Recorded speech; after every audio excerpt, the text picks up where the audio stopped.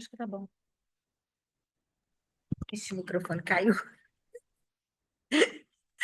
Ah, vamos. Se cair, né? Então, gente, bom dia. Obrigada a todo mundo pela presença. Nós vamos estudar o capítulo 2 e o capítulo 3 do seminário 5. E, assim, diferente do primeiro capítulo, porque o primeiro capítulo tinha muita referência externa, e tinha para além ele falava da instância da letra, e ele fez uma retrospectiva dos primeiros 4 seminários, no que ele falava sobre o significante nos primeiros 4 seminários. Ele fez um breve resumo, então era um capítulo que tinha muita coisa, assim.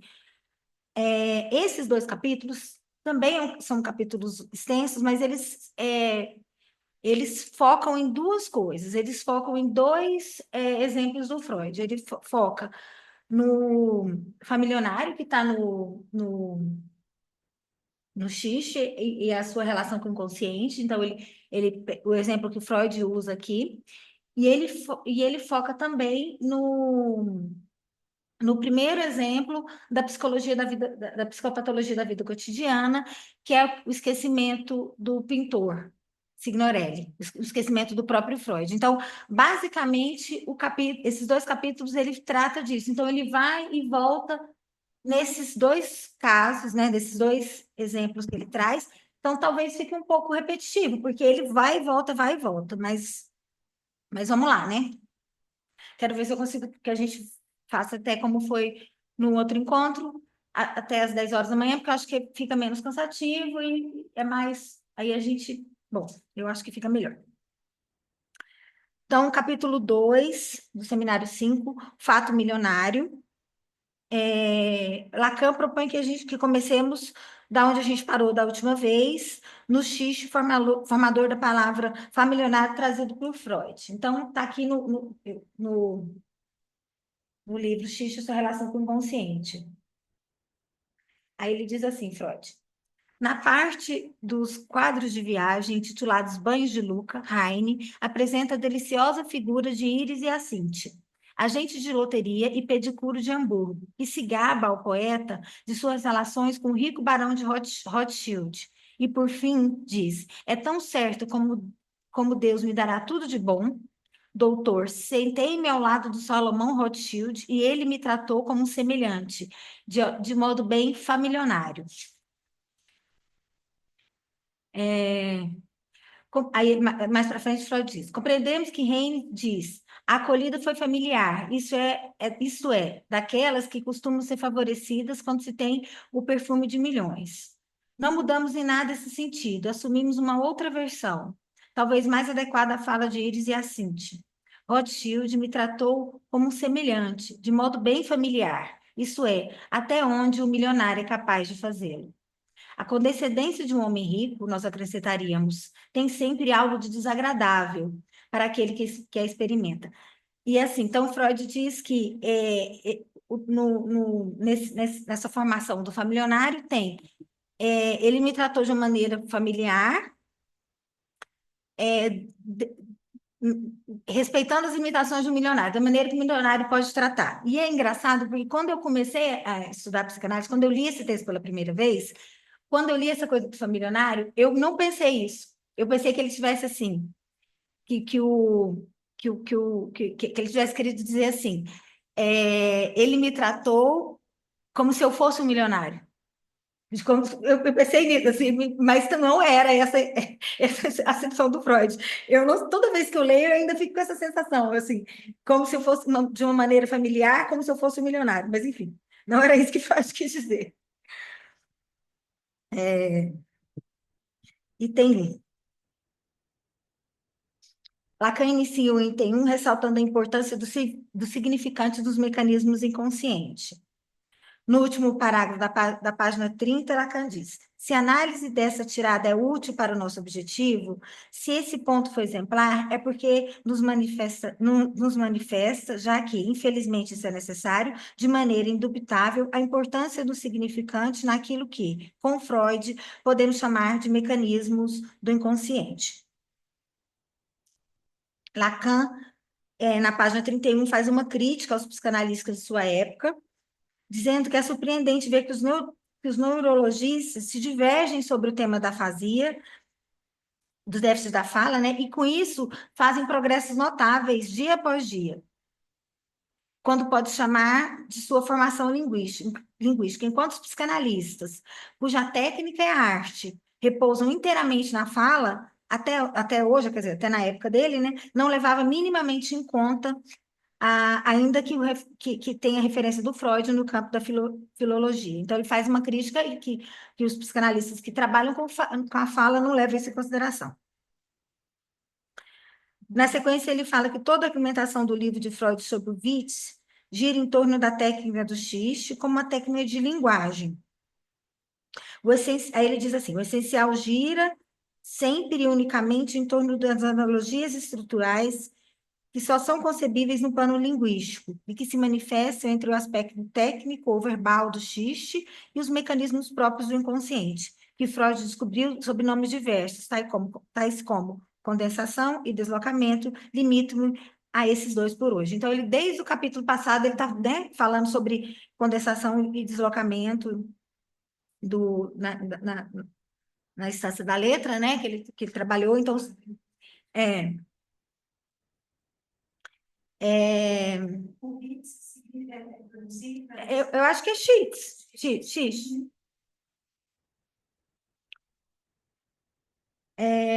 Lacan diz que na ficção de Heine, Iris e Assis está contando o que lhe aconteceu. Aí ele vai retomar o que eu acabei de ler aqui do livro do Freud. Ele estava sentado ao lado de Salomão Rothschild, totalmente como igual. E Lacan aponta que esse totalmente traz em si algo muito significativo. Toda vez que invocamos a totalidade, Lacan diz, é porque não estamos inteiramente seguros que ela esteja formada. Isso se verifica em muitos níveis, eu diria, no uso da noção da totalidade. Então, quando você diz totalmente, é porque não está o totalmente aí, né? É,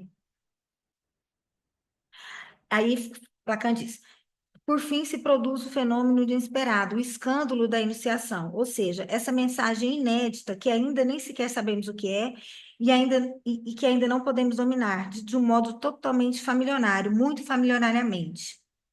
Lacan se pergunta se isso é um ato falho ou um ato bem-sucedido, uma derrapagem, uma criação poética, e diz que talvez seja tudo isso ao mesmo tempo. E convém que a gente se detenha na formação do fenômeno no plano estritamente estrito.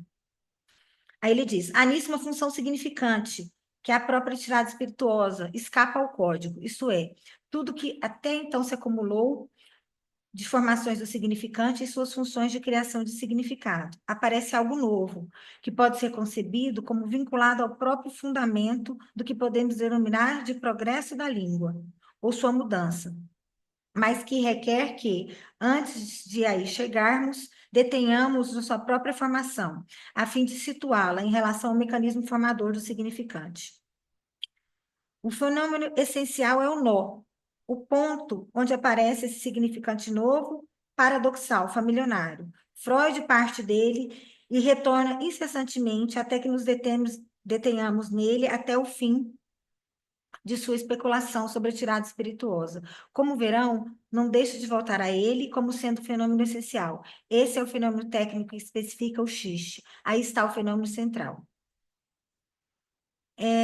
Então, ele, nesses dois capítulos, como ele está dizendo, Freud volta a ele incessantemente. Ele vai fazer isso também. Ele usa outros exemplos e vai e volta. Toda hora ele pega uma coisa para falar do familionário. No penúltimo parágrafo da página 32, aí ele diz: o que acontece quando surge o familionário? Sentimos, a princípio, uma espécie de visada em direção do sentido, um sentido que é irônico ou até satírico. Menos aparente, desenvolve-se nas repercussões do fenômeno, propagando-se em seguida a ele, pelo mundo surge um objeto, o qual, por sua vez, vai para o cômico, absurdo, nonsense. É o personagem do familionário como o derrisão do milionário, que tende a figurá-la. Tem um mosquito aqui. no último parágrafo, Lacan diz que Freud nos assinala que Heine, duplicando seus X, chamaria o milionário de milionar, que em alemão é algo como significasse milionário tantã. Na mesma linha de substantivação do milionário, queremos dizer em francês fato milionário, com hífen. Essa abordagem lhes mostra que não somos desumanos. Isso é bom, desde que não nos leve muito mais adiante nessa direção. É o tipo de paz que convém não precipitar. Trata-se de não compreender muito depressa. Porque, compreendendo depressa demais, não se compreende coisa alguma. Tais considerações não explicam o fenômeno tais considerações não explicam o fenômeno, nem de que modo ele se liga à economia geral do significante. Então, aí ele já fala para a gente não compreender depressa demais, porque quando se compreende depressa demais, não se compreende nada.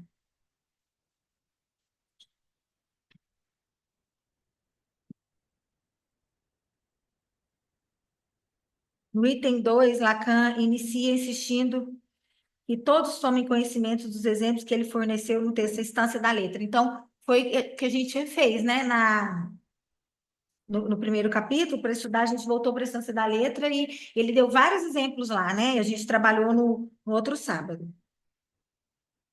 Então, ele pede que a gente volte à instância da letra, daquilo que ele chama de funções essenciais do significante, na medida que é por elas que o arado do significante sulca o real do significado. Então, achei interessante isso aqui, né? Então, o significante sulca o real do significado. Então, significante afirmativo é como se permitisse que o significante se abrisse, né? O significado se abrisse, o significante faz essa possibilidade, assim, isso que eu entendi. Como se o significante penetrasse no significado, né? Que ele diz aqui.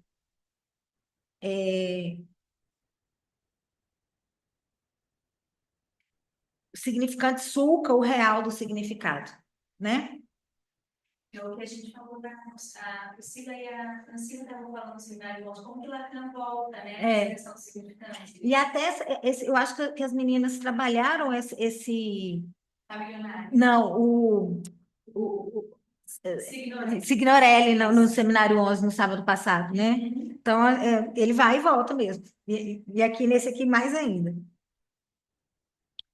Aí ele diz que para alguns, ele está falando que pediu para a gente voltar para o texto, né? Para a instância da letra, aí ele diz que para alguns o seu estilo é barreira de leitura desse artigo, mas que ele não pode fazer nada. O estilo dele é o que é, e a gente que lute. Na página 34, Lacan diz que o texto, a instância da letra, o que ele chama de metáfora, metonínio de linguagem, ele fez isso baseando em Roman Jacobson, pode exprimir-se muito simplesmente como registro do significante, ele diz. Lacan segue dizendo que, como ele já havia falado nos anos precedentes, as características do significante são a da existência de uma cadeia articulada, como ele falou na instância da letra, tende a formar grupos fechados, isso é, composto de uma série de anéis que se prendem a outros para construir cadeias, as quais, por sua vez, prendem-se a outras cadeiras em anéis, né? A existência dessas cadeias implica que as articulações ou ligações dos significantes comportam duas dimensões, aquelas que podemos chamar de combinação de continuidade ou concatenação de ideias, e a de substituição, cujas possibilidades são sempre implicadas em cada elemento da cadeia.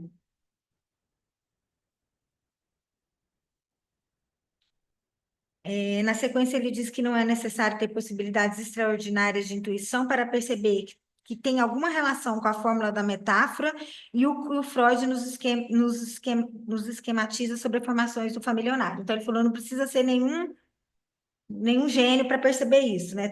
Apontando que já estava em Freud essa coisa da metáfora mesmo, sem ter esse nome. Aí ele faz referência agora no esquema que está na página do livro dos Freud, na página 31 na minha edição, que é esse esquema aqui, ó, que ele, que ele faz familionar, não sei se dá para ver, familiar em cima, milionário embaixo, e o produto é familionário. Bem simplesinho, assim, é só um. Não dá para ver, né? Ah, bom, é isso, é o esquema do familionário. O que pode querer dizer seu esquema? Talvez queira dizer que houve algo que caiu do intervalo, que ele é iludido na articulação do sentido. Ao mesmo tempo que se produziu alguma coisa que comprimiu, que embutiu no outro familiar o milionário, de modo a produzir o familionário, o qual, por seu turno, permaneceu. Há nisso uma espécie de campo particular da função de substituição. Um caso particular do qual, como restam vestígios, a condensação, pode nos dizer assim, é uma forma particular do que pode produzir-se no nível da função de substituição. Lacan fala que seria bom a gente ter em mente que o jogo que ele desenvolveu em torno da metáfora do feixe de Bose. Então, essa parte aqui, Lacan, claro, você que está estudando o seminário 3, essa parte aqui ele tira do seminário 3 o capítulo 18, seminário 3. Aí ele diz: seu feixe não era avaro nem odioso, mostrando de modo que o fato do seu feixe substituir o termo boss, construir uma metáfora nesse caso. Graças à metáfora, surge em torno da figura do boss um sentido do advento à paternidade. Essa metáfora está aí para mostrar um sentido novo de dose. Então, o que acontece? Ele usa nesse seminário, no seminário 3, na página, no capítulo 18, ele está falando sobre a metáfora paterna. E ele usa um poema do Vitor Hugo, que chama Bós Adormecido. E esse poema, ele é baseado no Antigo Testamento do livro da Ruth. Aí eu pesquisei uma um artigo que chama de Jacobson a Lacan, a construção da metáfora paterna, porque eu achei que era interessante trazer, então ele diz, o que ele vai dizer é a substituição, a metáfora é uma substituição, a substituição se dá na linguagem por uma posição, então tem uma mudança de lugar e um significante ocupa a posição de outro, é mais ou menos isso. Aí eu vou ler aqui para vocês que eu pesquisei sobre essa parte. No seminário 3, Lacan introduz a questão da metáfora em relação ao campo das psicoses, lançando mão, como exemplo, de um poema do escritor francês Victor Hugo, que viveu de 1802 a 1885, intitulado Bós Adormecido, considerado um dos mais célebres poemas desse autor. Ele é baseado em umas passagens da Bíblia, mais precisamente do livro de Ruth, do Antigo Testamento. O poema se refere à história de Ruth, uma mulher viúva que vai viver e trabalhar na terra de Boz, um homem de idade avançada, que era considerado por todos muito generoso. Certo dia, Boz tem um sonho do qual ele é anunciado que será pai, que vai se concretizar com Ruth, apesar da idade avançada dos personagens. A paternidade se torna uma questão para além do biológico, o que deixa espaço aberto para Lacan, que deixa um espaço aberto, onde Lacan irá introduzir a discussão sobre a questão da paternidade em psicanálise por meio do significante. Olha que genial! Então, como vai para além, como eles biologicamente não poderiam ser pais na Bíblia, Lacan pega a paternidade no significante. Achei incrível isso aqui. Toda a trama do poema se dá em torno dessas questões. O modo como Lacan se apropria desse poema para trazer o tema da metáfora aponta para dois pontos fundamentais: a generosidade e a paternidade. E a paternidade anunciada. Sendo a paternidade o tema de maior interesse na abordagem deste assunto, não é precipitado dizer que a significação nova surge com a metáfora feita por Victor Hugo em seu poema sobre o boss. Diz respeito à significação da paternidade da personagem que não será pai somente do filho anunciado, mas também, por consequência, será o ancestral de toda a linhagem de Israel. Essas e outras interpretações ajudam a esclarecer os motivos que fizeram Lacan escolher esse poema que trata do surgimento de um pai, para trazer em seu seminário sobre as psicoses a questão crucial da metáfora paterna. Na terceira estrofe do poema de Victor Hugo, há a seguinte frase. Aí tem a frase, já está traduzida para o português. Seu feixe não era avaro nem odiento. Essa que o Lacan pega no 3 e repete no 5. Aqui, o significante feixe vem ocupar o lugar do nome próprio boss. A identificação entre eles é posicional. Ambos conseguem operar a partir do mesmo lugar em uma cadeia significante, e por isso são identificáveis, podendo se substituir. Colocando em relação as duas cadeias significantes distintas e havendo a substituição, se precipita uma nova significação, que, neste caso, diz da paternidade de Boss. A nova significação é, pois, aquilo que denomina na metáfora, visto que amarra o significante em suas conexões, criando um cenário de dominância da significação sugerida. Ainda no seminário 3, Lacan irá marcar a importância da estrutura da cadeia significante para que possa ocorrer a metáfora.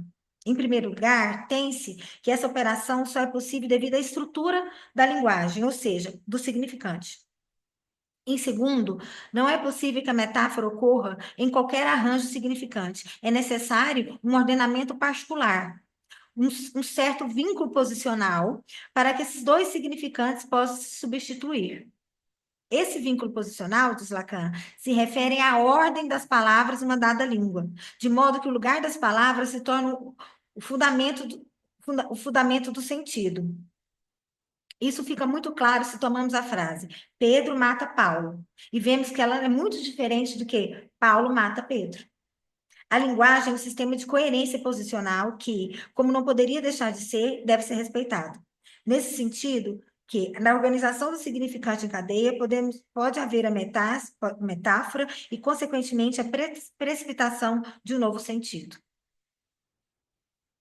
Eu acho que é isso, né? Eu acho que deu para entender o que ele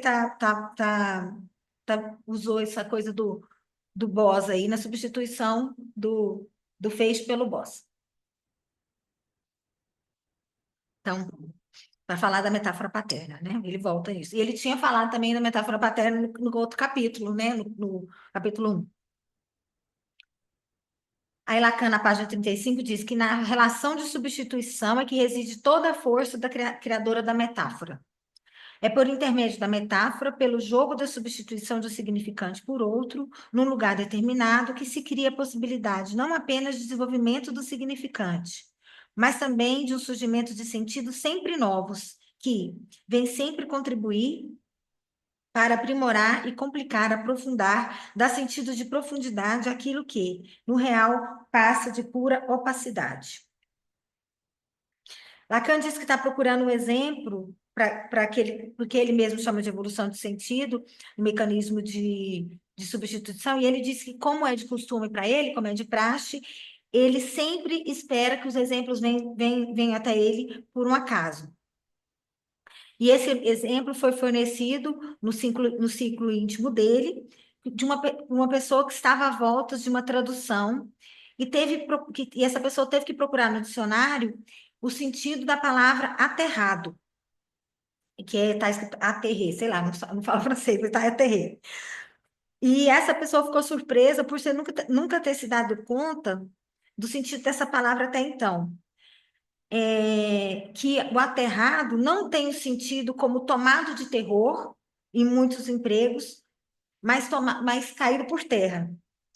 E na nota de rodapé, o editor faz a diferença do termo aterrer em francês em seu correspondente em português aterrado. Enquanto em francês a terra não é evocado, não é evocado no aterrado, o mesmo não acontece em português, que tanto terror quanto terra se remete ao aterrado. Aí Lacan, na página 36, diz que em Bossuet, aterrar significa deitar por terra. Aí ele diz, vemos precisar-se uma espécie de peso do terror, que diriam os puristas, vem contaminar o sentido da palavra aterrado. Mas Lacan diz que os puristas estão errados, que não tem nenhuma espécie de contaminação. Aí ele diz: mesmo que, de repente, algum de vocês tenha a ilusão de que aterrar não é outra coisa, evidentemente, senão voltar-se para a Terra, fazer tocar na Terra, colocar-se no nível da Terra, nem por isso o uso corrente da palavra não deixa de implicar um pano de fundo de terror nisso. Mesmo que seja cair por terra, o terror está aí, ele diz. Esse Bossuet que ele citou no parágrafo anterior é Jacques Bénigne Bossuet, um bispo, teólogo, orador e escritor francês que viveu de 1628 a 1700, foi um dos principais teóricos do absolutismo por direito divino, defendendo que o argumento de que o governo era divino, que os reis recebiam esse poder de Deus. Então, ele defendia essa ideia. Aí Lacan sugere que partamos de outra palavra que tem certa relação com o sentido originário da palavra aterrado. Ele diz que isso é pura convenção, pois não há nenhuma parte, alguma origem da palavra aterrado, mas admitamos que se trata da palavra abatido. Na medida que ele evoca a palavra aterrado, poderia evocar o pretenso sentido puro. Aí ele diz que tanto na palavra aterrado como na palavra batido, só pode acontecer por uma metáfora, porque ninguém fica aterrado e ninguém fica batido mesmo, assim, né? Falar que a pessoa está batida não significa que ela levou um tiro e foi abatida, mas é uma metáfora, né? Ele diz isso. Abatida é uma metáfora. É uma metáfora, porque abatido seria se você levar, matar a pessoa, né? Bater, como abate um. Não está no sentido É uma metáfora, quando você diz a pessoa foi aterrada ou abatido, né? Metaforicamente.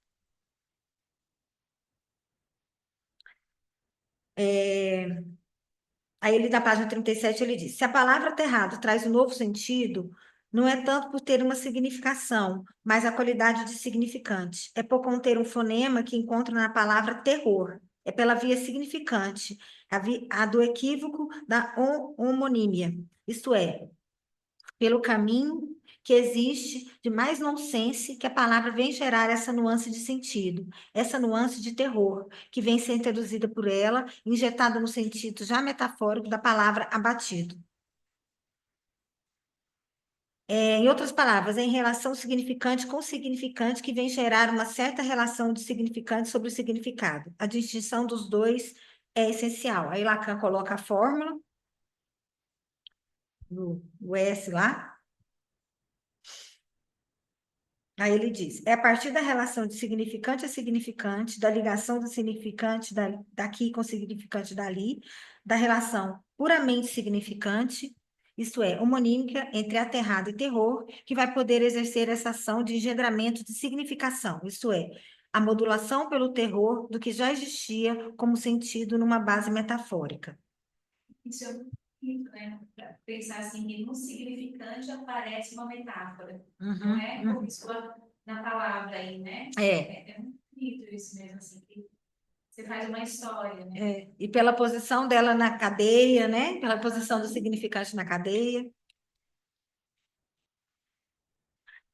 Isso exemplifica o que acontece no nível da metáfora. A via metafórica preside não apenas a criação e a evolução da língua, mas a criação e a evolução do sentido como tal. Quero dizer, do sentido na medida em que é algo não apenas percebido, mas no qual o sujeito se inclui.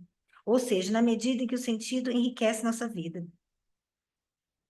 Ele diz que gostaria de apontar o esboço de vereda do que acontece no inconsciente. Aí na página 38.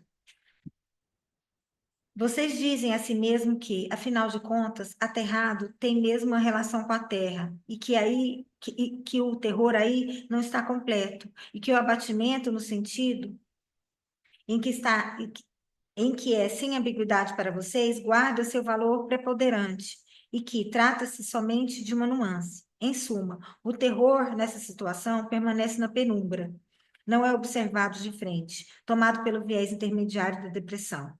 É o que acontece e fica completamente esquecido até o momento em que relembro vocês. O modelo como tal fica fora do circuito. Em outras palavras, à medida que a nuance do aterrado firmou-se no uso em que se tornou o sentido, se tomou o sentido, e o uso do sentido significante, por sua vez, foi, digamos, explicitamente recalcado propriamente dito. Desde o momento que se estabeleceu sua nuance atual, o uso da palavra aterrado, o modelo, salvo o recurso ao dicionário e ao discurso erudito, já não se encontra na posição, à disposição de vocês, mas como terra é recalcada. Isso que você disse, ó. Salvo, não é o mesmo, não é o mesmo sentido do dicionário, né? É metaforicamente. Aí Lacan, no item 3 já. Lacan inicia o item 3, propondo que voltemos ao nosso familionário, ao ponto de conjugação ou de condensação metafórica que vimos formar-se. Lacan diz que foi Iris Hyacinthe, ou seja, o espírito de Heine que a gerou. E que esse familionário também poderia ser muito bem um lapso perfeitamente possível. Aí, na página 39, Lacan inicia falando de um lapso de um paciente seu. É interessante quando eu li, eu até pensei nisso, porque é raro ele trazer o próprio paciente, né? Ele sempre cita casos de outros analistas, mas ele trazer o caso deles é difícil da gente ver. Aí ele, na página 39, ele diz: trata do paciente que, no curso da narrativa de sua história, ou de suas associações em meu divã, evocou a época em que, junto à companhia de com quem acabou se casando perante o juiz, vivia apenas maritavelmente. Aí ele diz que esse maritavelmente pode ser descrita naquele mesmo esquema que Freud fez aqui do xisto familiar em cima, milionário embaixo, familionário, o resultado é familionário. Aí que daria para a gente colocar maritalmente em cima e embaixo miseravelmente embaixo, aí daria maritavelmente. Daí seria a mesma, dá para colocar no mesmo esquema do familionário, Lacan diz. Isso não é dito, e é muito melhor do que dito. Por aí, por aí vocês veem a que ponto a mensagem ultrapassa não o mensageiro, pois é realmente o mensageiro dos deuses que fala pela boca desse inocente, mas ultrapassa o suporte da fala. Então, algo que não é dito é muito melhor do que é dito. Então, o familionário tem muita coisa que não se diz, né? E aí fica muito melhor por isso, e essa maritavelmente também. Tem muita coisa que não diz e fica muito melhor justamente porque não é dito, que está contido na palavra, né? No significante. Lacan diz que, como diria Freud, a gente não conheceria esse xiste se na ocasião não tivesse sido um grande outro, com maiúscula, um ouvinte, não apenas atento, mas que escuta o verdadeiro sentido da palavra. É justamente no grande outro que trata-se do xiste particularmente sensacional e brilhante. Então, precisa do grande outro para que o xiste aconteça. Aí Lacan diz que tem uma aproximação entre a tirada espirituosa e o lápis que Freud nos dá, inúmeros exemplos na psicologia da vida cotidiana, que eu trouxe aqui. Aí Lacan fala de mais um exemplo que está no livro de Freud. Ele diz que para um homem se interessar por uma mulher, ela tem que ser bonita. Mas para a mulher se interessar por um homem, ele tem que ter os 5 membros diretos.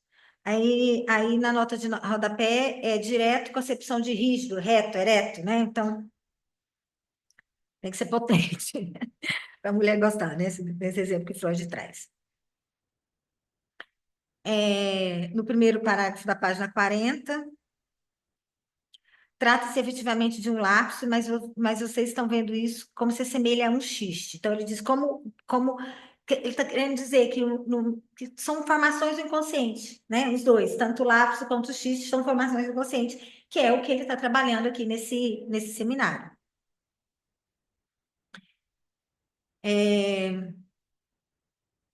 Lacan vai retornar para a psicopatologia da vida cotidiana. Aí ele diz: Retomemos o lapso pelo que passamos em várias ocasiões para ressaltar justamente a função essencial do significante. O lapso originário, se assim pode dizer, aquele se encontra na base da teoria freudiana, aquele que inaugura a psicologia da psicopatologia da vida cotidiana, depois de sido publicado antes, o esquecimento do nome próprio do caso Signorelli. Então, ele vai retomar o que inaugura. Tati, Ah, antes de você entrar no Senhor L, eu fiz uma anotação aqui na página 40, porque quando mês que vem sou eu que falo, né? E quando aí eu fui reler o texto do Freud, o Xiste e suas relações com o inconsciente, que o Lacan fica insistindo para a gente reler. E eu achei assim, eu fiquei surpresa com a beleza do texto. A gente esquece porque né, leu há muito tempo atrás, com a beleza do texto, com a maravilha do texto. E aqui Lacan fala uma coisa que Freud também diz, parecido aqui. Então eu vou ler, tá? Isso que eu anotei aqui, ó. Na página 40, no segundo parágrafo, o Lacan diz assim: afinal, então você mencionou que ele raramente fala dos pacientes, é verdade. Esse ele não só cita, como elogia. Ó, afinal, em meu paciente, homem particularmente simpático, maritavelmente nem sequer era realmente um lapso, pois a palavra de fato fazia parte de seu léxico pessoal. E ele não achava nem de longe que estivesse dizendo alguma coisa extraordinária. Há pessoas que passeiam assim pela vida, que ocupam às vezes posições muito elevadas e que soltam palavras desse gênero. Eu achei isso aqui lindo, porque veja só, isso do xiste, tem pessoas que são mais xistosas, assim, né? Que tem essa capacidade de brincar com isso do inconsciente, e o Freud vai dizer aqui, eu vou retomar no mês que vem, mas ele vai dizer o quanto que isso é um acesso ao infantil que vai se perdendo. E tem pessoas que mantêm isso, e essas pessoas Lacan está dizendo aqui que são elevadas. Aí o Freud diz aqui, ó, tá na página. Ah, mas a minha tradução. Ah, não, mas aqui, ó, tá na página, no item 5, os motivos do xiste, o xiste como processo social. Tá nesse item também no segundo parágrafo. O Freud vai dizer assim: acha aí, Tati, que a sua tradução em português, daí você vai me corrigindo aí. Ó, ainda, achou? não. No item 5, achou? Sim. Ainda que o trabalho do xiste é um excelente caminho para obter prazer desde os processos psíquicos, com frequência se vê que não todos os seres humanos são capazes, em igual maneira, de valer-se desse meio. O trabalho do xiste não está à disposição de todos, e, em generosa medida, somente de pouquíssimas pessoas, das quais se diz, singularizando-as, né, que elas são singulares assim, que tem graça, que elas têm graça. Graça aparece aqui como uma particular capacidade dentro da linha das velhas faculdades da alma. E ela parece dar-se com bastante independência de outras, da inteligência, da fantasia e da memória. Então, é uma capacidade específica de certas pessoas de fazerem xixes e conseguirem expressar algo do inconsciente de uma maneira que faz o outro rir. Eu achei isso aqui genial. Tanto o elogio que o Lacan faz lá, dizendo desse paciente, como isso do Freud. Como é interessante, como essas pessoas, na verdade, elas costumam ser cercadas de outras pessoas, né? A gente gosta de estar perto de quem tem essa capacidade de brincar desse jeito com o significante, de trazer alguma coisa assim, que é da ordem de uma criação mesmo, né? Como o Freud diz e o Lacan também. Então, era isso que eu queria. Obrigada, foi muito legal mesmo. E realmente, né? Tem pessoas que brincam com as palavras É. assim, que parece quase um dom E é mesmo, uma assim, né? rapidez, né? A pessoa, ela tem uma, É, ela pega sim. uma realidade, percebe ali, saca. É, é, Aí ele está falando do caso do Signorelli, esse caso de esquecimento do nome próprio foi que ocorreu com Freud por volta de 1898. Freud viajava da Gusa, na Dalmácia, para uma estação da Herzegovina e conversava com um desconhecido com quem viajava. Freud mencionou na conversa sobre um passeio que ele fez na Itália e ia perguntar para o desconhecido se ele também conhecia a Catedral Orvieto, onde um pintor tinha pintado as quatro últimas coisas. Era esse afresco que chamava as quatro últimas coisas, morte, juízo, inferno e paraíso. E na hora que ele vai perguntar se o pintor tinha, se o desconhecido tinha visitado a catedral, ele esquece o nome do pintor, foge. E em lugar do pintor Signorelli, surgiram dois nomes, Botticelli e Boltraffio. Mas Freud sabia que não, ele pensava nos nomes, mas ele falava, não é esse nome. E quando outra pessoa indicou o nome correto, rapidamente ele falou, é esse, ele percebeu. E aí ele começa a investigar por que ele esqueceu. Aí ele começa a perceber que momentos antes de falar de Orvieto, ele comentava com o seu companheiro de viagem a impressão de um colega médico seu que trabalhava na Bósnia e na Herzegovina sobre as atitudes dos seus pacientes turcos. Que ele disse que eles tinham uma confiança muito grande no médico e um conformismo. Então, quando tinha alguma notícia ruim de uma possível morte de um parente, eles diziam, Senhor, que é né? H-R-R. O que se pode fazer? Se fosse possível salvá-lo, o senhor salvaria, né? Ele disse. Aí ele mostra que os nomes próprios implicados nesse passo da conversa foram Bósnia, Herzegovina, além do pronome de tratamento, senhor. E todos esses nomes depois foram envolvidos na substituição. Então, Signorelli, pelos nomes Botticelli, que tem o Bo de Bósnia, né? E Boltraffio. Aí ele diz ainda que na hora que ele estava conversando com esse desconhecido na viagem, sobre essa coisa desse costume dos turcos de confiarem nos médicos, ele diz que veio uma outra um pensamento na cabeça dele, mas ele não diz, que ele diz que a importância que essas pessoas têm, dão à potência sexual, ao gozo sexual.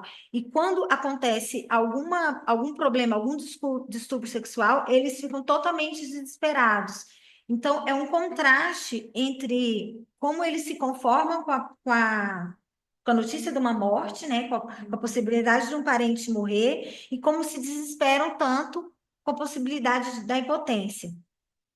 Ele disse que Freud disse que não falou isso com o colega, com o desconhecido que estava viajando com ele, porque ele achou que seria um assunto constrangedor. E também ele disse que pensou no outro motivo inconsciente que ele não tivesse abordado esse tema. Nas semanas antes, quando ele estava na estação de Trafoi, que ele ficou sabendo que um paciente dele tinha suicidado quando descobriu a própria impotência de maneira irreversível, quando ele descobriu que não estava, que não tinha cura a impotência dele. E esse trafói também se compõe na palavra boltrafo, né? Também é um pedaço da palavra, né? Então, Freud conclui que ele não se trocou esqueceu o nome, né? E pensou nos outros dois por essa questão da morte e da sexualidade, que era uma coisa que ele não queria ter acesso. Então, esse é o esquecimento de nome próprio que abre o livro Psicopatologia da Vida Cotidiana, que Lacan vai trabalhar nesse capítulo 2 e no capítulo 3.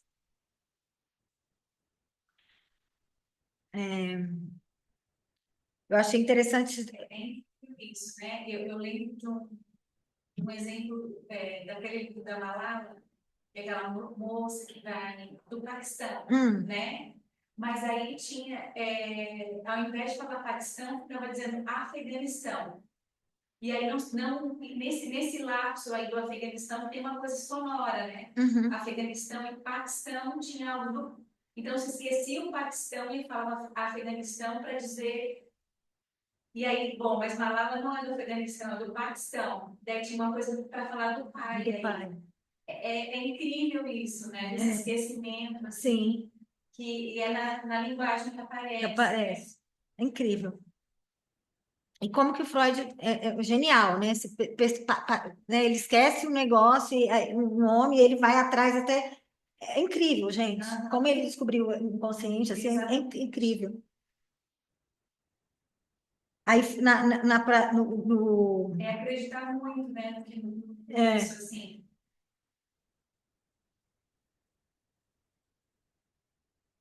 Freud diz, a substituição do pedaço Signor se operou como deslocamento ao longo da associação com os nomes Herzegovina e Bósnia, sem levar em conta o sentido nem a limitação acústica das sílabas. Assim, pois, os nomes foram manejados nesse processo de modo análogo ao manejo das imagens gráficas representativas de pedaços de uma frase, a qual deve formar um enigma figurado ou rebus. Então, ele tá falando isso, assim, então, como num sonho, né, que ele diz que o sonho, as imagens são rebus, ele diz que também aconteceu, aqui na página 23 do livro, que também aconteceu, que essa troca foi como se o pedaço da palavra fosse um rebus. Então, formação do inconsciente, né, como no sonho.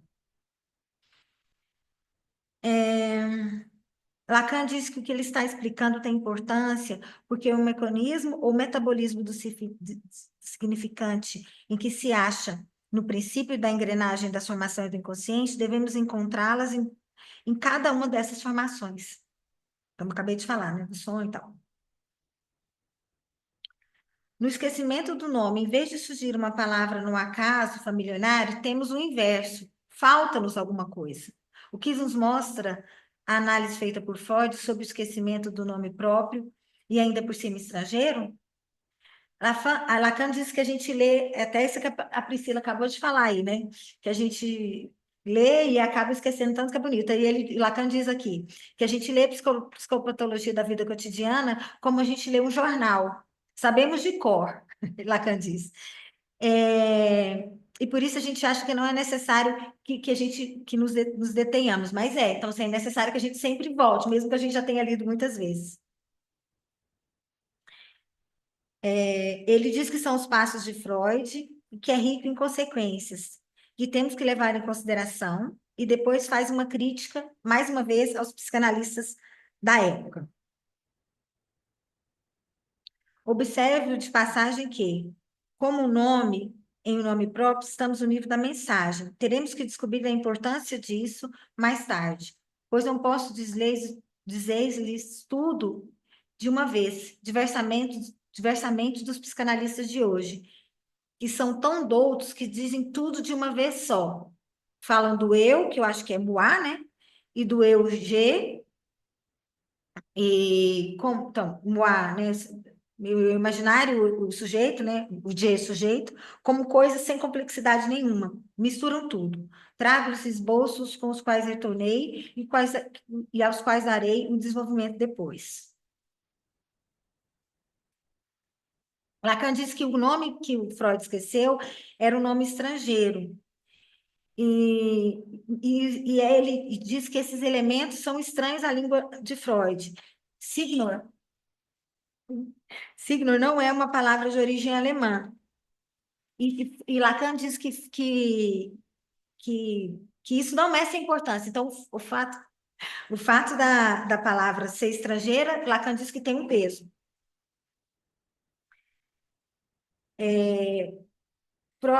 Lacan fala que Freud evoca nesse texto que não se trata de um esquecimento absoluto, um vazio, a ânsia, mas que com esse esquecimento outros nomes tomam o lugar.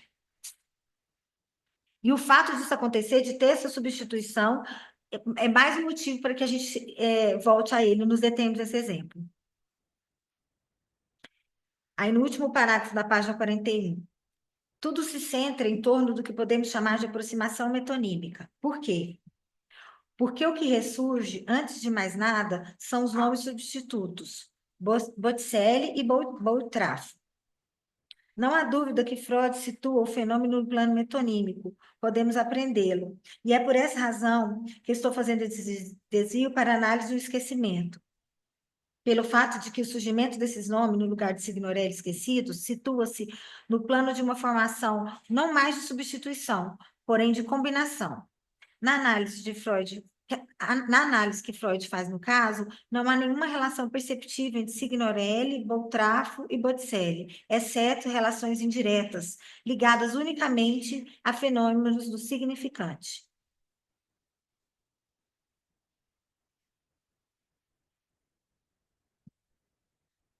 Aí ele diz, continuando lendo Lacan, ele diz que por Botticelli estar aí, a última metade da palavra é ele, e o resto é o resto de Signorelli, desfalcado pelo fato de Signor ter sido esquecido.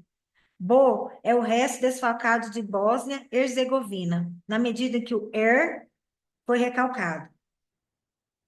É esse mesmo recalque do que explica Bo e Trafo, associa a Bo de Bósnia-Herzegovina a Trafoi, nome da localidade onde Freud soubera o suicídio de um de seus pacientes por causa da impotência sexual. Esse tema do suicídio do paciente do Freud foi abordado durante a conversa no vagão entre Ragusa e Herzegovina, que percebeu de imediato o esquecimento do nome. Freud estava conversando com alguém que estava falando sobre os turcos da Bósnia-Herzegovina, aqueles muçulmanos simpáticos que, quando o médico não consegue curar, dizem, senhor, sabemos que fez tudo o que foi possível. Tem seu preço próprio, seu acento significativo, está no limite do dizível. O absoluto, que é a morte, aquela morte, como diz lá Rochefoucauld, que nos é possível, que nos é tão impossível olhar fixamente quanto o sol. E Freud, com isso, assim como os outros, tampouco pode fazê-lo. Então, Lacan disse que isso aconteceu porque olhar para a morte é impossível como olhar para o sol. Então, Freud também não conseguiu olhar para nem para a possibilidade da própria morte, da própria impotência, e também da morte e da impotência do paciente que suicidou, né?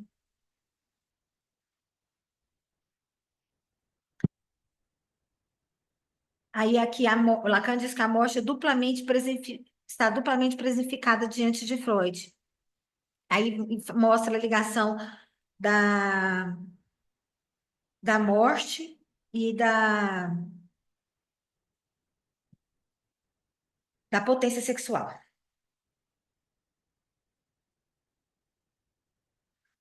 Lacan diz que temos diante de nós nada além de uma pura e simples combinação significante.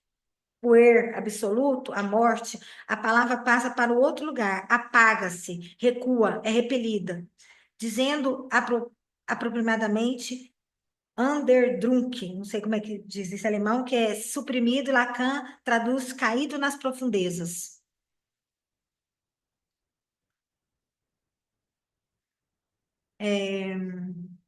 Então, Lacan diz que tem duas palavras que Freud joga de maneira ambígua, que é suprimido, caído, e Lacan traduz por caído nas profundezas e reprimido.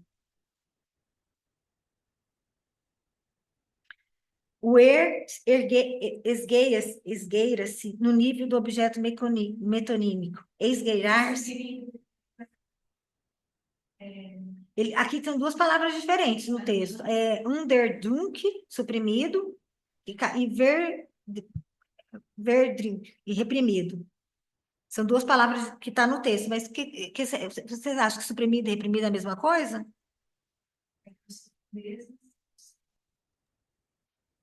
Oi, Tati. Oi, Alexandra, oi, Alexandra. tudo bom? Tudo bem? Verdrango, tudo bem, querido. Verdrango é recalcado e Anterdrunto é reprimido, Tá. entende? Então, esse caído aí é do reprimido, Caído é né? E reprimido e o outro é recalcado. é recalcado.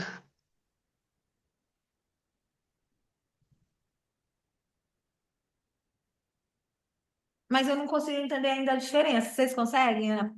Bom, ele diz que ele... Porque aí, no caso que ele diz que cai, né? Não é recalcado, né? Quando ele fala do. vai Peraí para que eu outro perdi. lugar, né? É isso? Vai para outro lugar, entende? Mas não é Uhum. recalque, Tem razão. tá? Entendi. Por exemplo, o Christian, ele faz um trabalho, ele está fazendo um trabalho agora sobre a questão do afeto. Ele vai dizer que o afeto não é recalcado, o que é recalcado é a representação. Mas esse afeto, ele pode ser anterdrunto, pode ser reprimido. Ele Uhum. pode se ligar a uma outra representação para aparecer e não aparecer. Sim. Né? Porque aí ele vai trabalhar a diferença de afeto, sentimento e emoção. Então, é diferente, porque o reprimido estaria muito, não seria do inconsciente, entende? O recalque, sim. Alguém mais Obrigada. poderia completar? Foi ótimo, Alexandra. Adorei também, Alexandre. O que ele fala ali no texto, quando ele fala do suprimido? Ele diz assim, Lacan diz que... Deixa eu ver que página que está aqui, que eu já acho aqui, peraí.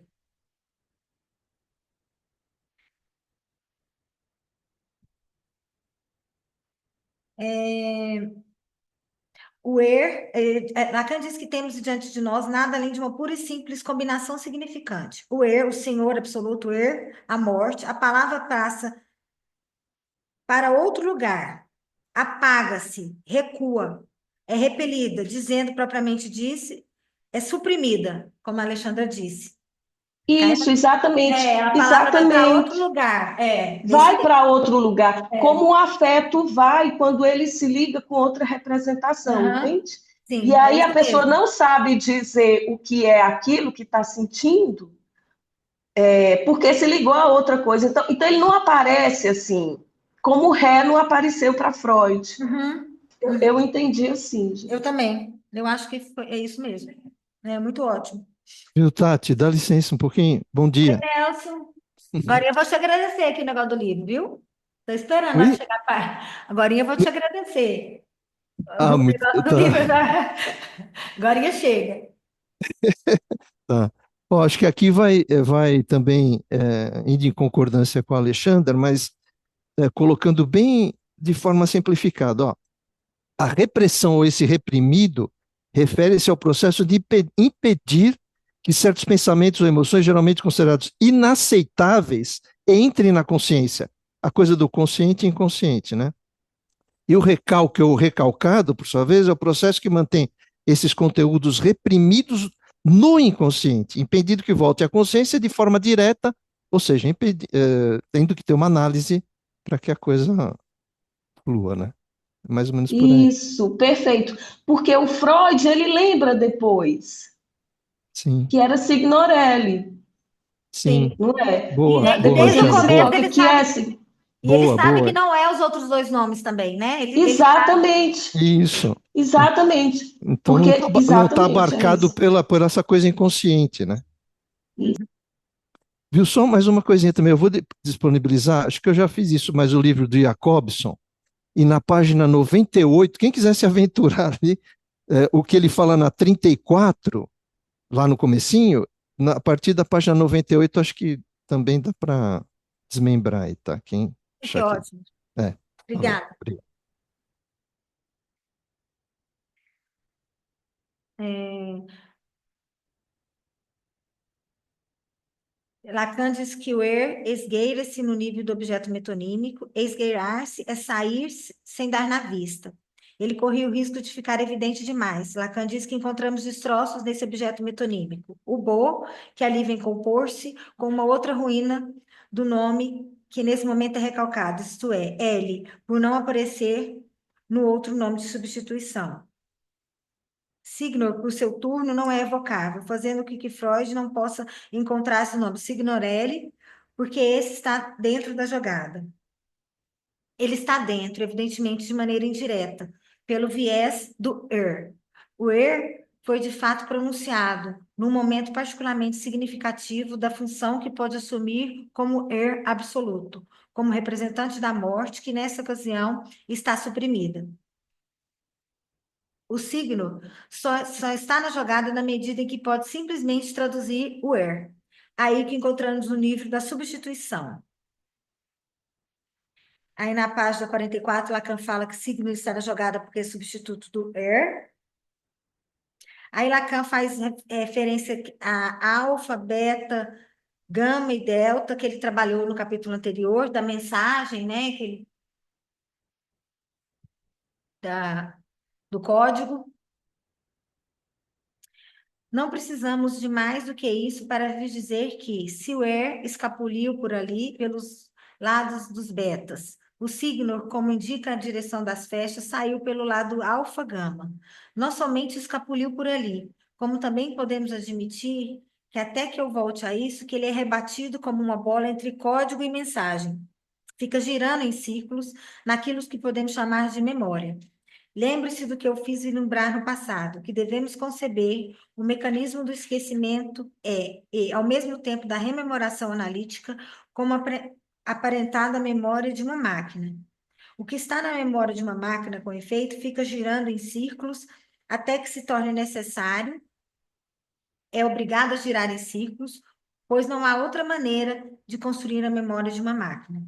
Encontramos a aplicação disso muito cuidadosamente no fato de que podemos conceber o signo como girando indefinidamente entre o código e mensagem até ser encontrado.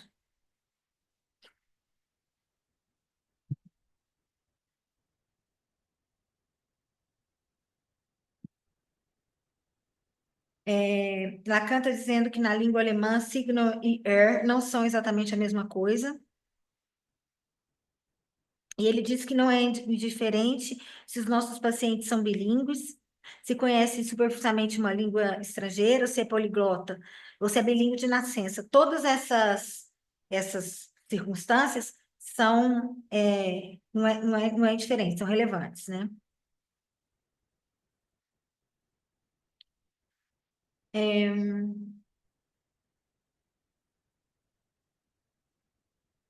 Lacan fala que tinha dito provisoriamente que a substituição de er por signo não haveria metáfora, mas uma substituição heteronímica. E volta a essa questão para dizer que signo está ligado com todo o contexto ao pintor Signorelli, o afresco de Oliveto, a evocação das coisas derradeiras. Então, essa coisa dele ter pintado as coisas derradeiras, que também traz alusão à morte, né, também é importante. Representa precisamente a mais bela das elaborações que há dessa realidade impossível de enfrentar, que é a morte. É justamente contando a nós, mesmo em mil ficções, a ficção é tomada aqui no sentido mais verídico sobre a questão das coisas derradeiras que metaforizamos, domesticamos e fazemos entrar na linguagem o confronto com a morte. Assim fica claro que o signo aqui, enquanto ligado ao contexto de Signorelli, representa de fato uma metáfora. Aí ele diz que o esquecimento e o fenômeno do Witz têm uma tópica comum. E familiar é uma produção positiva, mas o ponto que se produz é o mesmo do furo mostrado pelo lapso. Então, mesmo que um seja um esquecimento e o outro produzindo algo novo, os dois têm um ponto em comum. Item 4. Lacan inicia o item 4 dizendo que a tiragem espirituosa é da mesma ordem da produção do sintoma de linguagem, como o esquecimento de um nome.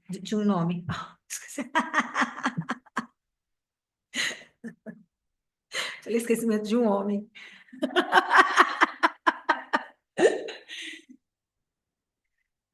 Esquecimento de um nome. Olha, gente, meu Deus do céu. Se os dois têm a mesma economia significante nas palavras de Lacan, devemos buscar na tirada espirituosa aquilo que completa. É o que completa que Lacan chamou aqui de solução do objeto. Na página 46, Lacan diz. Aí tá vendo? Aí ele tá voltando de novo. Agora ele largou o Signorelli e pegou o Familionário de novo. É assim nesses dois capítulos. Não se trata apenas de que ele aceitou que a seu lado como um igual, muito familiarmente, mas o surgimento desse personagem fantástico e derrisório que podemos chamar de familionário.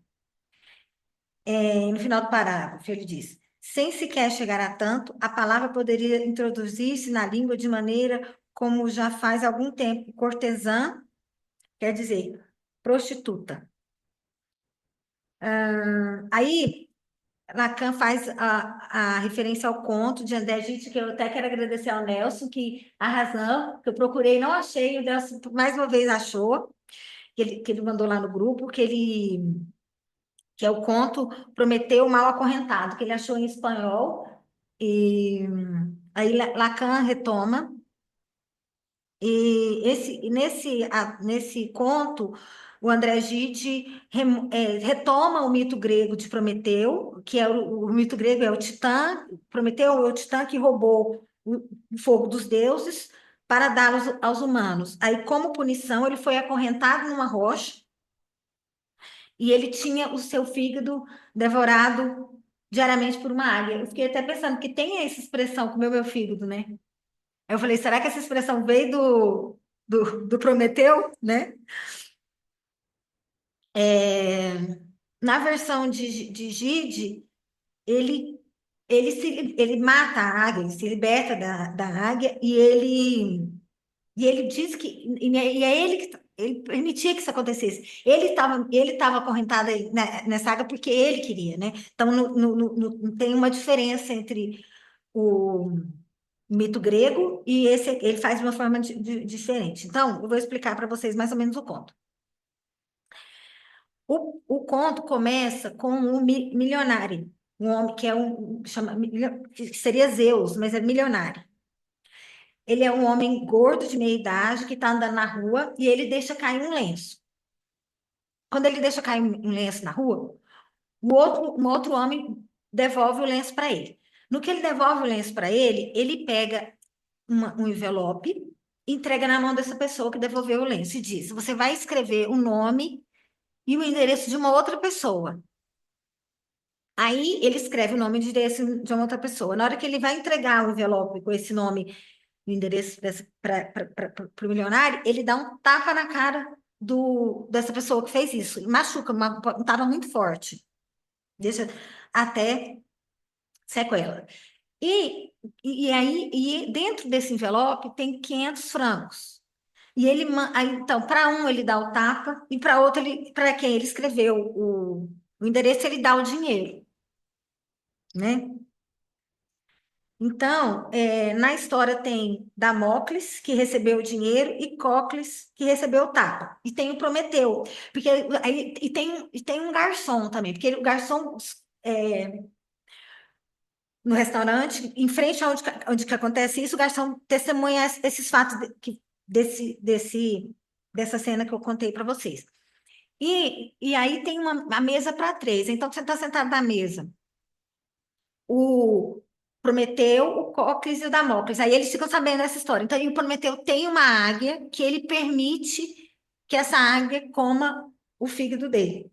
Até que um dia ele não permite mais matar. Mas, enfim, basicamente é essa a história do conto, mas é bem interessante estar lá no grupo, o Nelson gentilmente.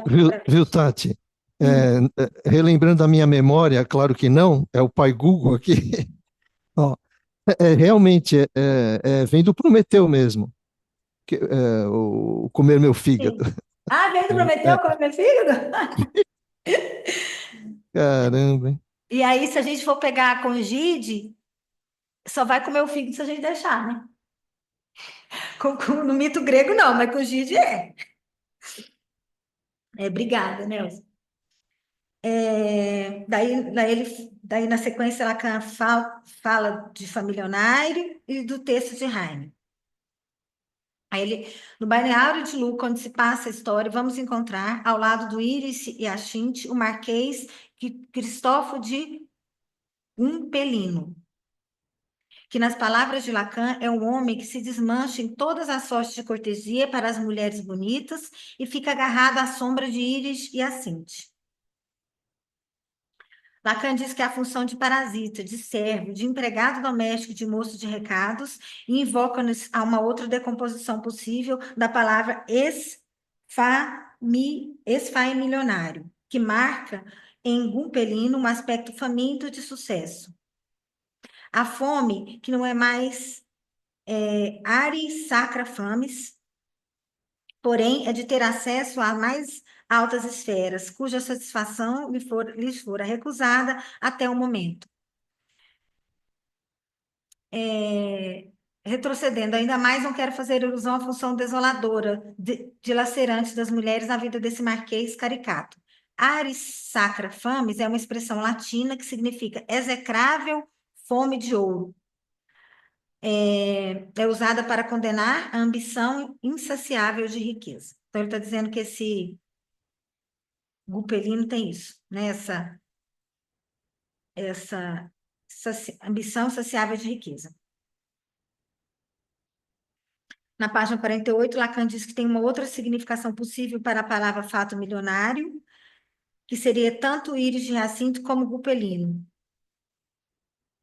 E que atrás disso existem as relações de Heine com Rothschild, nas palavras de Lacan, seguramente familiares. Vocês estão vendo nesse xiste as duas vertentes da criação metafórica.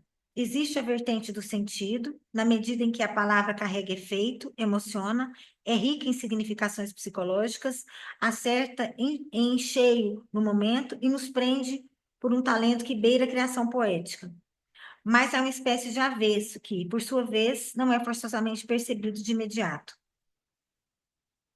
Em virtude de combinações que poderíamos estender indefinitivamente, a palavra formiga com tudo que popula de necessidade em torno de objeto.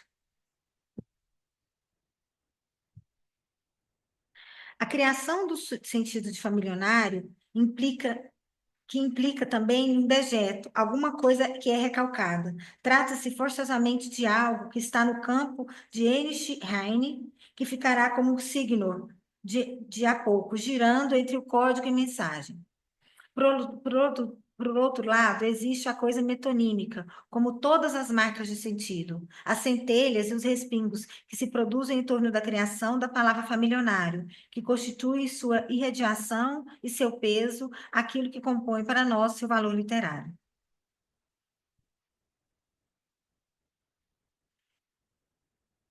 O que constitui a ênfase e o peso do fenômeno deve ser buscado em seu próprio centro, isto é, por um lado, no nível da conjunção dos significantes, e por outro, naquele que já indiquei, na sanção dada pelo grande outro a essa criação. É o grande outro que dá à criação significante um valor de significante em si, um valor de significante em relação ao fenômeno da criação significante. É a sanção do grande outro que distingue a tirada espirituosa do puro e simples fenômeno do sintoma, por exemplo. É a passagem para essa função que reside a tirada espirituosa. Aí Lacan encerra assim o capítulo. A tirada espirituosa acha-se no nível tão elevado de elaboração significante que Freud se deteve nela para ver aí um exemplo particular das formações do inconsciente. Isso também nos retém. Aí vamos para o capítulo 3. Esse capítulo é menor também, acho que vai ser mais... Tomara que dê tempo de terminar antes das 10, vamos ver.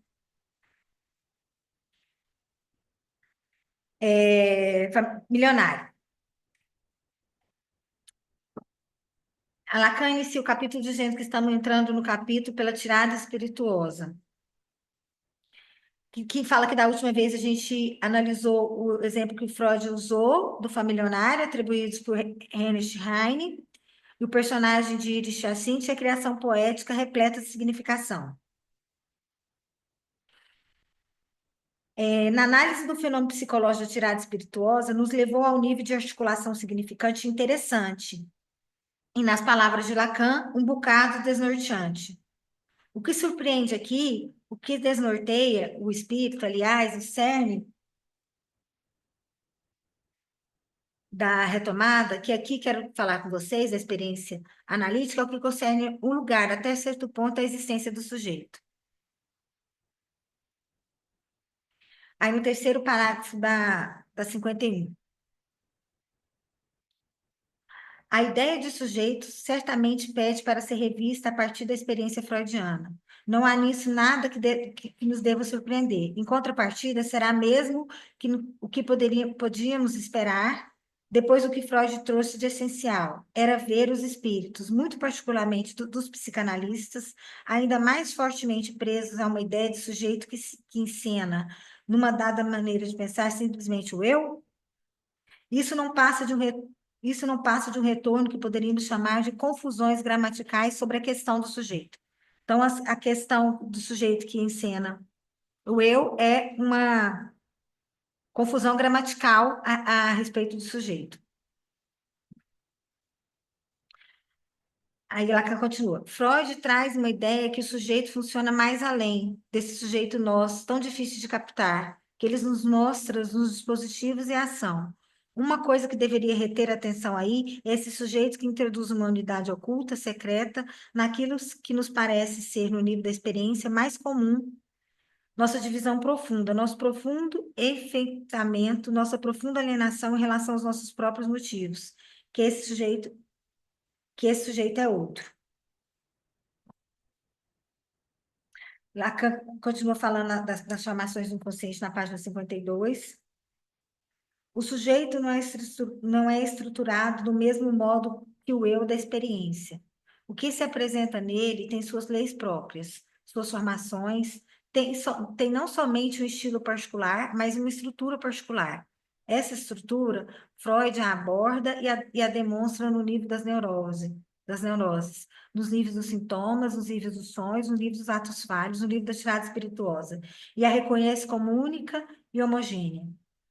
Ela é o seu argumento fundamental para fazer da tirada espirituosa uma manifestação inconsciente. É o cerne do que ele nos expõe a propósito da tirada espirituosa. E foi por isso que eu escolhi como porta de entrada. Lacan continua dizendo que a tirada espirituosa é estruturada, organizada, segundo as mesmas leis que encontramos nos sonhos, que são as leis de condensação e deslocamento, né? Ora, alguma coisa acontece no nível de que eles ensinam, a saber que estamos agora, isto é, depois de Freud, em condições de aprender que essa estrutura do inconsciente, isso pelo qual se reconhece um fenômeno como pertencente às formações do inconsciente, corresponde exaustivamente ao que na análise linguística nos permite situar como sendo meios essenciais de formação de sentido, na medida em que este é gerado pelas combinações do significante. Esse acontecimento é tão e mais demonstrativo quanto tudo para surpreender. Então, ele está dizendo, então ele está falando desde o 1, 2 e 3, do sentido que se dá nas cadeias, na articulação, né, nas combinações significantes. Então, ele fica falando isso o tempo inteiro aqui, nesse comecinho do seminário 5. No último parágrafo do 52. Lacan diz que foi na noção de fonema, com a evolução da linguística, que o elemento significante assumiu seu sentido pleno. A linguagem no nível de um registro elementar, duplamente definido, como a cadeia diacrônica no interior dessa cadeia, como a possibilidade de substituição no sentido sincrônico. E Lacan fala que essa concepção é riquíssima em implicações psicológicas. Freud já havia nos preparado esses efeitos psicológicos, efeitos de engendramento de sentido, não são outra coisa senão que ele nos mostrou como formações do inconsciente. Então, assim, eu acho que Lacan está dizendo deslocamento, que como ele diz que Freud já não mostrou, né? Então, está dizendo deslocamento, metonímico, condensação, metáfora, que ele tinha trabalhado também no capítulo 1, né?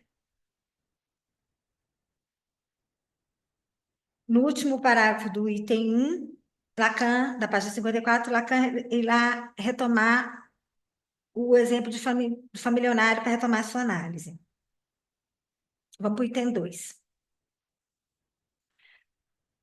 Lacan inicia o item 2 dizendo que no discurso intencional, em que o sujeito se apresenta como querendo dizer alguma coisa, produz-se algo que ultrapassa o seu querer, que se manifesta como um acidente, um paradoxo, um escândalo. Essa nova formação, a neoformação, o X se apresenta com traços que não são negativos. É o que acontece, um fenômeno significativo que engendra o sentido. Lacan diz que essa neoformação significante apresenta uma espécie de colapso de significante, nas palavras de Freud, comprimidos, engatados um no outro, né? Como familiar engatou familiar e milionário, né? Juntam um no outro, resultando uma significação metafórica. Ele me tratava de modo totalmente familiar. No penúltimo parágrafo do 54, Lacan faz referência de novo ao conto de André Gide, Prometeu Mal Acorrentado. Milionário é um banqueiro Zeus que está impossibilitado de manter, com qualquer que seja, um intercâmbio verdadeiro e autêntico, na medida que é identificado ao poder absoluto. E essa faceta de significante puro das palavras de Lacan, que existe no dinheiro e que torna precária a existência de qualquer troca significativa possível. Ele diz então, como ele está identificado com o dinheiro, ele não se relaciona, né? Aí ele diz que ele não. E no conto, o que acontece? Quando a pessoa que recebe o dinheiro começa a passar mal e fica muito deprimido e muito ruim, assim, o garçom procura o milionário e diz, fala que... Porque daí o que acontece? A pessoa não consegue se separar dos 500 francos, porque ele quer devolver esses 500 francos para quem ele pagou, né? Para quem deu. E vai revisar?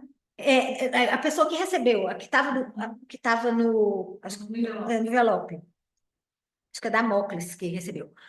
Ele não gasta, ele não consegue gastar o dinheiro, ele não usufrui do dinheiro, mas ao mesmo tempo ele não consegue se separar do dinheiro, porque ele está sempre na esperança de que ele vai encontrar a pessoa para devolver o dinheiro. E ele começa a adoecer e fica muito mal. E ele está morrendo por causa disso. E o garçom pede para que o milionário vá conversar com ele e diz: Fui eu que te dei. E ele não vai. O cara morre. Não vai. Esse mal acorrentado é o nome que Gide dá ou já é do outro poema? Não, é porque o outro Prometeu Acorrentado. E esse é mal acorrentado. Aí Gide dá, ele retoma o mito grego e escreve Mal Acorrentado. Porque Mal Acorrentado, porque é ele mesmo que. E aí aí ele permite que a águia come. Tem uma hora que ele faz o Prometeu faz uma palestra aí para falar sobre a águia, né? Aí ele abre, deixa a águia comer para as pessoas verem, então, o fígado. Aí ele diz: todo mundo tem a águia. Todo mundo tem a sua águia, né? Então, que permite com que, né, então, Lacan diz que ele, o milionário, né, o milionário, não encontra maneira melhor de sair da solidão. Então, vai para a rua, levando das mãos um envelope que contém uma cédula de 500 francos, porque na época tinha lá seu valor, Lacan diz, e na outra mão uma bofetada, se assim podemos nos exprimir. Deixa cair o envelope, o sujeito apanha e entrega a ele gentilmente. Ele lhe propõe, só que Lacan diz: deixa cair o envelope, mas não é envelope, nos textos é um lenço, no conto.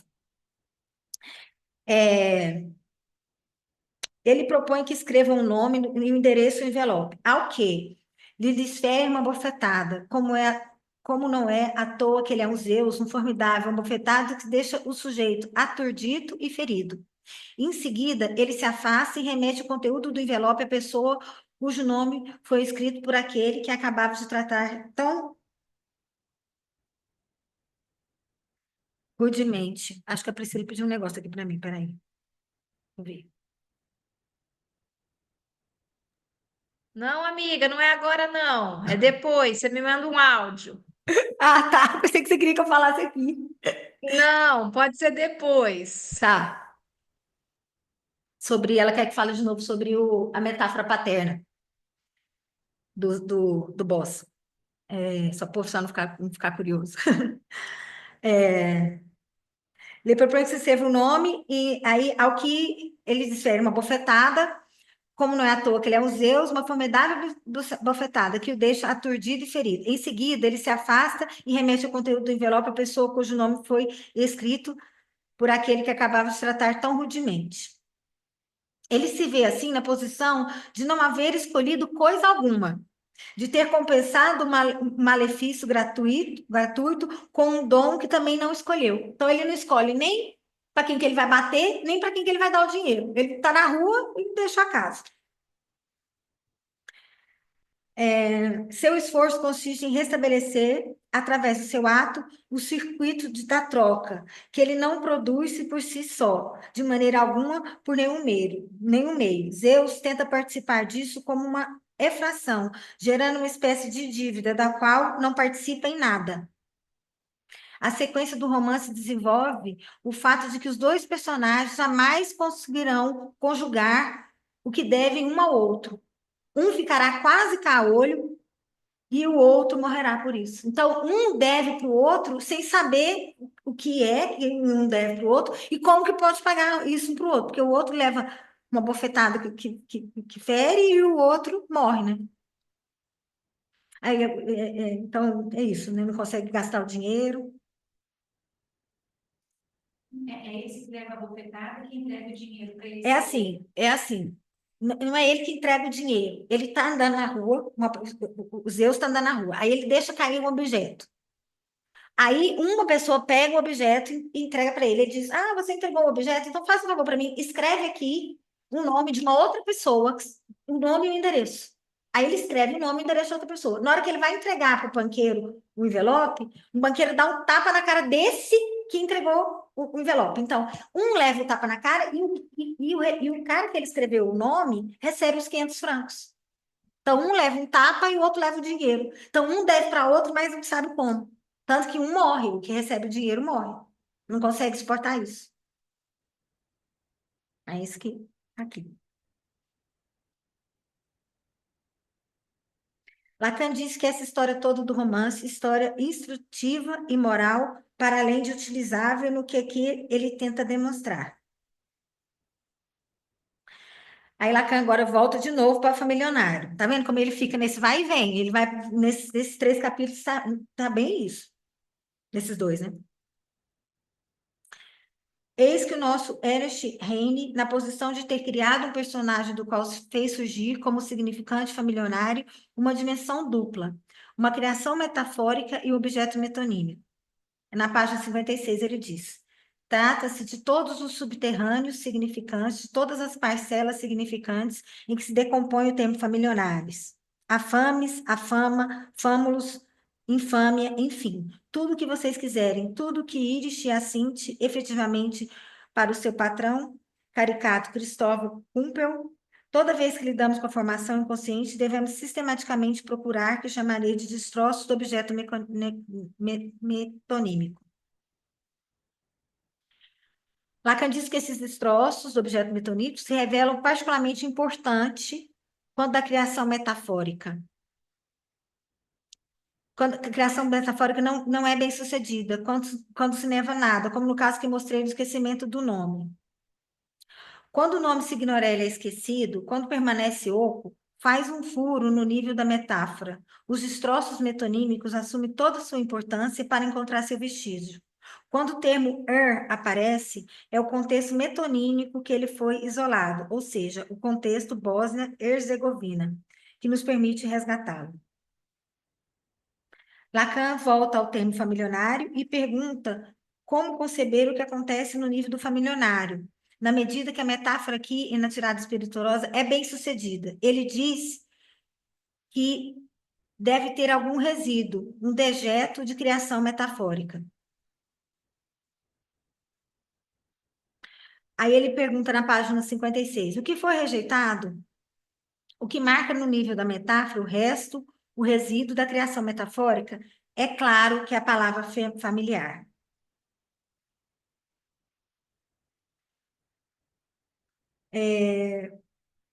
No último palavra 56, Lacan diz: se a palavra familiar não apareceu, se foi o familiar que surgiu nesse lugar, devemos considerar que a palavra familiar foi para algum lugar, que deve ser o destino idêntico ao que foi reservado ao signo de Signorelli, a qual, como lhes expliquei da última vez, foi prosseguir o seu circuitozinho circular em algum lugar da memória inconsciente. Então, por isso que ele traz os dois exemplos toda hora junto, porque tanto o familiar como o Signor tá no mesmo, foi para o mesmo lugar, segundo ele, né? A palavra familiar, página 57. A palavra familiar sofre um destino que corresponde bem ao mecanismo de recálculo no sentido habitual. Quer dizer, no sentido do qual todos temos a experiência, que corresponde à experiência histórica, anterior, digamos, pessoal, que remonta um passado remoto. Naturalmente, já não é o ser de Iris e Acinte que fica em questão, mas o seu criador, Heinrich Heine.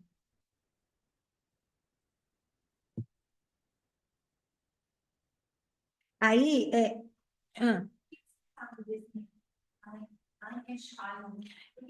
ele vai falar mais para frente. O que que acontece? Ele queria casar com uma prima.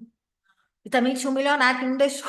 Aí Lacan vai dizer mais na frente. Aí ele diz que ele era apaixonado por uma prima, mas ele era de família pobre e o tio não permitiu que ele casasse. Então, o milionário entrou. Então, tem vários milionários. Tem o milionário do familionário, tem o milionário do Gide e tem o milionário do criador do familionário, que é essa da história da vida real dele, que ele queria casar com a prima e que o tio não deixou, que também prejudicou.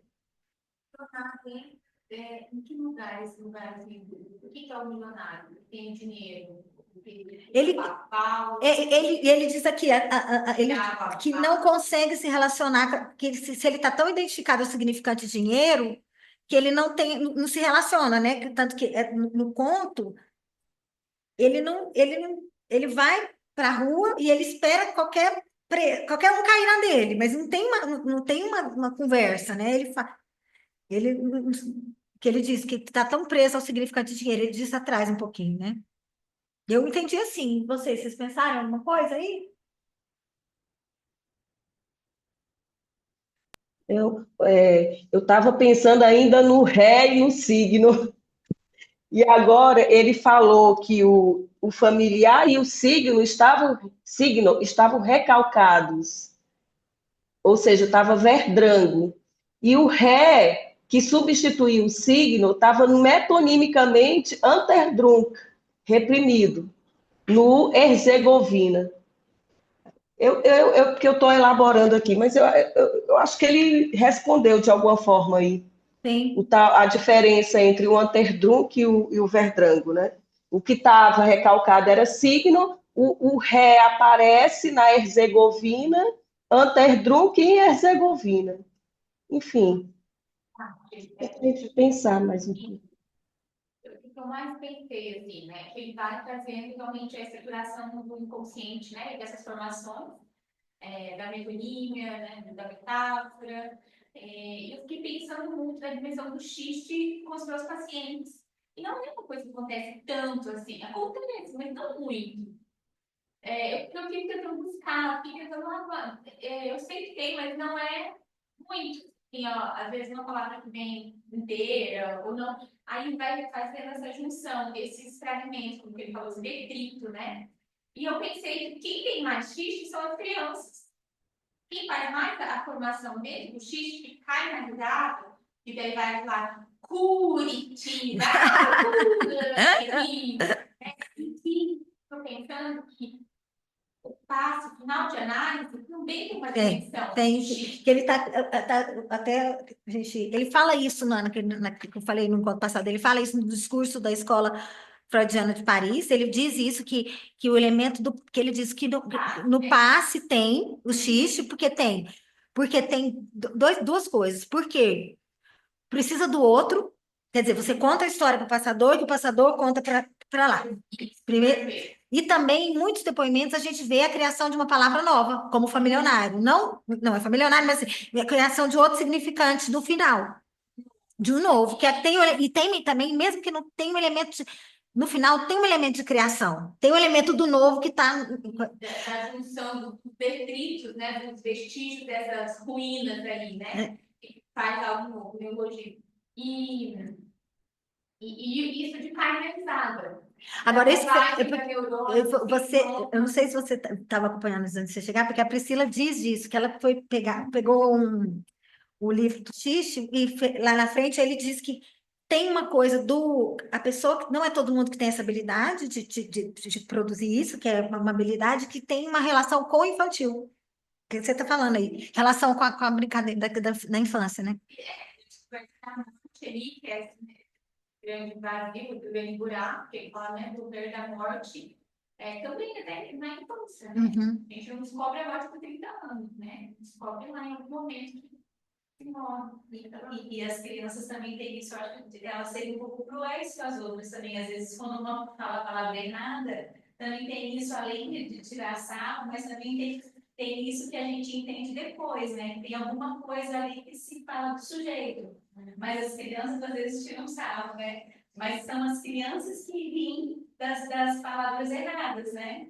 E ficam zoando. Eu estava esses dias com eles na mesa, só criança, assim, meus filhos, meus sobrinhos. E eu estava agitada e falei assim, Bruno, pega a garfa e o faco.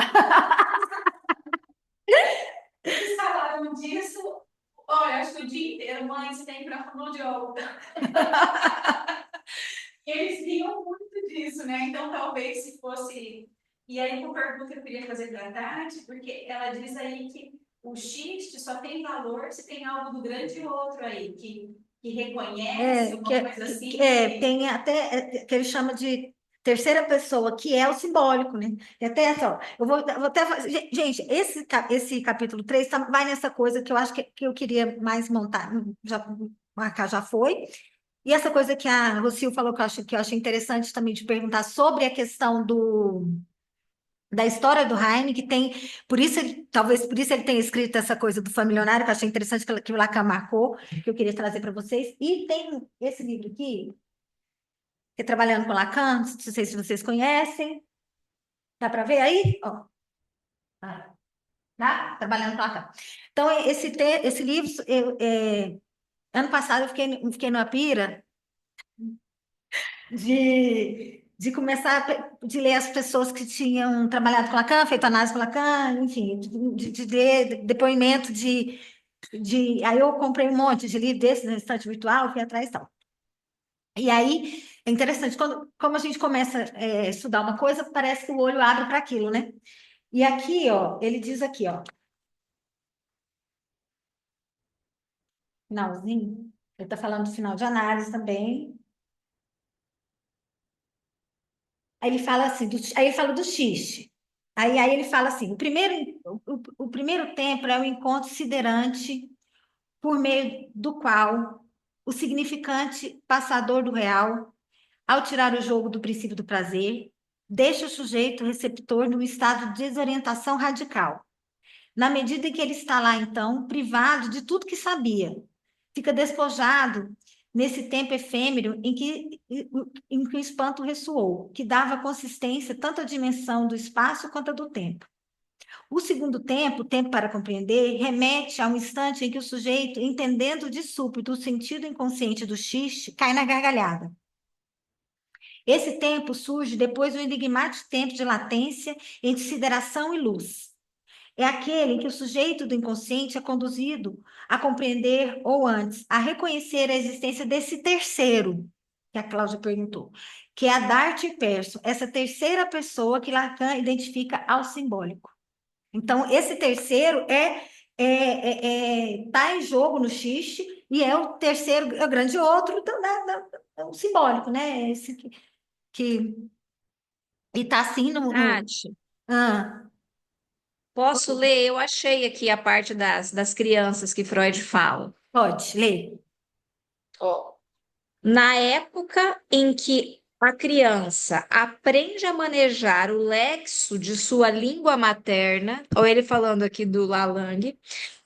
Então, na época em que a criança aprende a manejar o lexo de sua língua materna, se depara com uma manifestação contente de experimentar jogando com esse material e trama as palavras sem atentar-se à condição de sentido, a fim de alcançar com elas um efeito prazeroso do ritmo e da rima.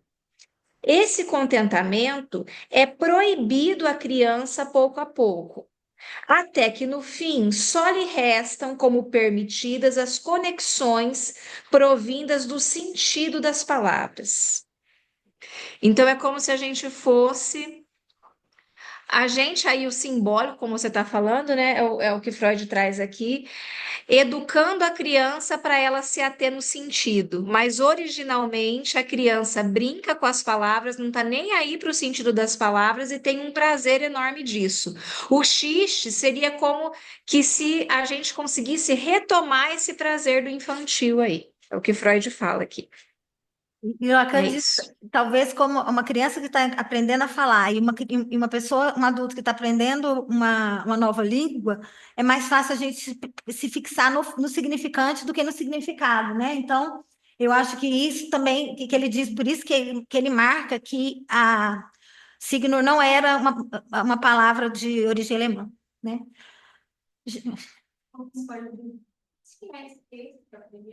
É no X, né, Pri? Nesse aqui, ó. X em relação. Tá no item 5. No xiste, tá? Não, esse não tá no item 5. Espera aí que Deixa eu eu vou pegar achar aqui. aqui o item. Não tá no item 5 esse, não? Esse tá no 4. Ah, O tá. mecanismo de prazer e a psicogênese do xiste. Tá no 4, mais ou menos na 1, 2, 3, quarta folha.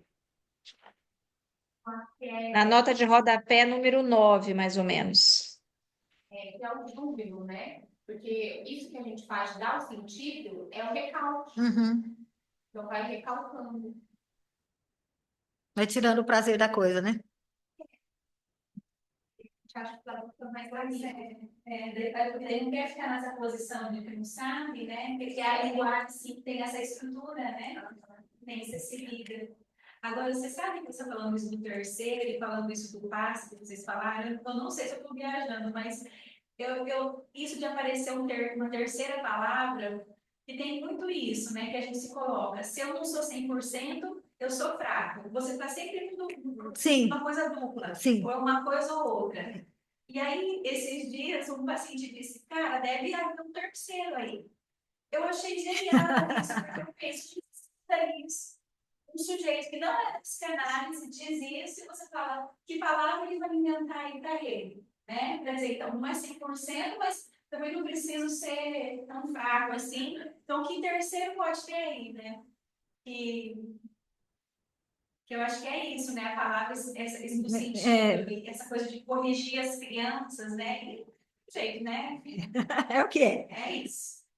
Gente, então acho que é isso que eu pensei. Ó, eu quero convidar vocês para dia 14 de junho. Vai ser a Priscila que vai falar aqui para a gente. Ela vai falar o capítulo, não sei se 4 e 5, sei lá, porque ela, como ela vai também ter 3 capítulos, ela vai ter 2 encontros. Então, a partir do capítulo 4, a Priscila fala dia 14 de junho, e eu estou muito feliz com esse seminário. Eu acho que eu achei importantíssimo, assim, até para a condução das análises, a gente retomar, e eu acho que é muito bom. Eu quero agradecer vocês por estarem comigo nesse sábado. Um beijo. Ótimo. Obrigada, viu? Pessoal. Obrigada, gente. Beijo. Tchau, tchau. Ai, que lindo, estão nos elogiando. Muito bom. Desliga, deixa assim. Acho que desliga, né? Aí para a gravação. Não precisa apertar nada aqui ou pausa? Pode parar.